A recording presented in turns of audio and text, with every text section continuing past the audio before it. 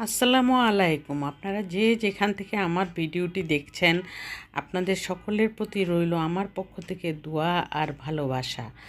আর আজকে আমি এখানে ভালো কিছু রান্না করা হচ্ছে বাসায়। চিকেন রেজালা রান্না করেছি, পোলাও রান্না করেছি, আর সন্ধ্যায় আবার পিঠার আয়োজনও করেছি।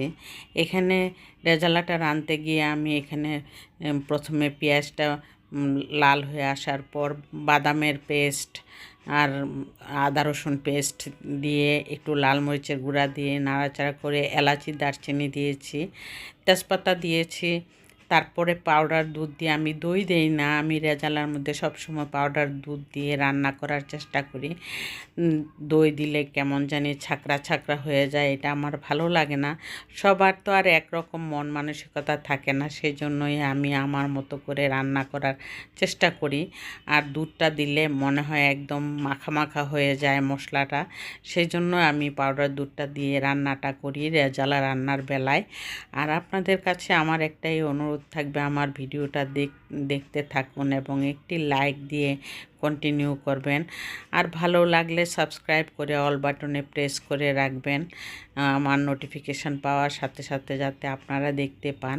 আর আমার এইখানে রেজালাটা রান্নাতে কোনো পানি ব্যবহার করিনি, যাতে আমার চিকেন থেকে কিন্তু অনেক পানি উঠে, ওই পানি দিয়েই আমি রেজালাটা রান্না করেছি। সেই জন্যই এরকম শুকনা শুকনা হয়ে ছিল প্রথম দিয়ে, দেখলেন তো। আর এই রকম মাখা মাখা হলে খেতে কিন্তু অনেক দারুণ টেস্ট লাগে। সেই জন্যই আমি পানি ছাড়াই রান্না করি রেজালা প্রায়ই। আর দ্বিতীয়বার যখন আমার রেজালা রাতের বেলা খাবে, তখন আমি একটু পানি দিয়ে আবার একটু জাল করে নিই, তখন আবার একটু ওই রকমটাই ভালো লাগে। আর দুপুরবেলা যেই মাখা মাখা ভাবটা থাকে, সেই টেস্টটা কিন্তু একটু কমে যায় ঝোলটা দিলে। সেই জন্য আমি মাখা মাখাটাই রাখার চেষ্টা করি বেশিরভাগ ক্ষেত্রে। আর সেই জন্যই আমি এইভাবে রান্নাটা করে নিয়েছি। করে নেওয়ার পর দেখুন কালারটা কতটুক পানি উঠেছে। আর এই পানিটা শুকিয়ে একদম আমি মাখা মাখা করে নিই। আর মাখা মাখা করে নেওয়ার ফলে আমি টেস্ট অনেক বেশি হয়। আর সেই জন্যই আমি এইভাবে রান্নাটা শেষ করে তারপর আমি পোলাওটা রান্না বসিয়ে দিয়েছি। এখানে পেঁয়াজ ভাজা ভাজা হয়ে আসার পর দুইটা এলাচ, দুইটা দারচিনি, একটা তেজপাতাকে দুই ভাগ করে দিয়েছি।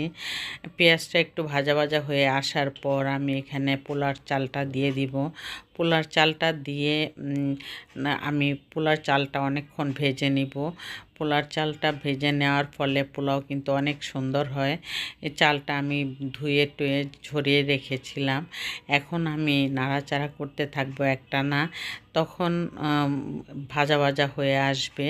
তারপর আমি পানি দিয়ে পরিমাণ মতো পানিটা আগেই গরম করে নিয়েছিলাম। এই গরম পানিটা ব্যবহার করব আমি, এই চিন্তা করে গরম করে রাখি। আর এই গরম করে পানিটা গরম গরম দিলে চালের মধ্যে চালটাও সুন্দরভাবে ফুটে ওঠে। আর পোলাওটা দেখতেও সুন্দর লাগে, খেতেও ভালো লাগে। সেই জন্য আমি পানিটা চালটা ভেজে নেওয়ার পরই আমি পানিটা দিয়ে রাখি। আর পানিটা আমি 1 কেজি চালের 1.5 কেজি পানি এরকমভাবেই আমি মাপটা দিয়ে আমি রান্না করে থাকি। কারণ আমি মাপ ছাড়া পানি দিলে পোলাও ওলট পালট হয়ে যায়। সেজন্য আমি বেশি চাল দিয়ে রান্না করলেও আমি মাপ মতো পানি দিয়ে আমি পোলাওটা রান্না করি, তখন আমার কোনো টেনশন থাকে না। আর এটাই আমি সবার করা উচিত, কারণ এক সময় পোলাও ভালো হবে, এক সময় একটু নরম হয়ে যাবে, এক সময় একটু বেশি শক্ত থাকবে। এগুলির থেকে টেনশন মুক্ত থাকা যায় পানিটা যদি মাপ মতো গরম করা হয়। আর এই পোলাওটা আর দুপুরবেলা খাওয়া শেষ করে সন্ধ্যা হয়ে যাবে, সেই চিন্তা করে আমি দুপুরবেলা রান্না শেষ করেই আমি এই পিঠাটা জাল করে নিয়ে নিচ্ছি। এটা বাজার থেকে কিনে আনা চিতল পিঠা। ভাবলাম দুধ দিয়ে ভিজিয়ে নিব। দুধ দিয়ে ভিজা দুধ চিতই কিন্তু অনেক স্বাদের হয়। আর আমি এখানে 1 লিটার দুধ জাল করে আমি অনেকগুলি পাউডার দুধ দিয়েছি। পাউডার দুধ দেওয়ার ফলে কিন্তু দুধটা একদম ঘন হয়ে গেছে। আর সেই চিন্তা করে এলাচি দারচিনি দিয়েছি আর তেজপাতা দিয়েছি একটা। আর সেই চিন্তা করে আমি ঠান্ডা হলে গুঁড়া নামিয়ে নেওয়ার পর ঠান্ডা হয়ে আসার পরে আমি গুড় দিয়ে দিব।